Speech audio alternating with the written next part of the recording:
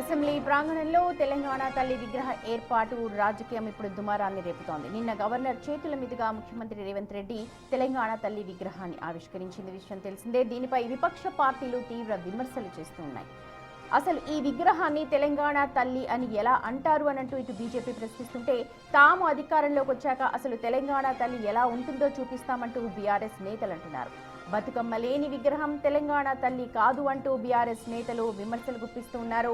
కాంగ్రెస్ ప్రభుత్వం తెలంగాణ తల్లి చేతిలో బతుకమ్మని పెట్టకుండా రాష్ట్ర ప్రజలను, రాష్ట్రాన్ని అవమానించిందంటూ బీఆర్ఎస్ విమర్శిస్తోంది. తెలంగాణ తల్లి విగ్రహంలో తల్లిని, దేవతని వేరు చేసి రాష్ట్రాన్ని డ్యామేజ్ చేస్తున్నారంటూ విమర్శిస్తోంది.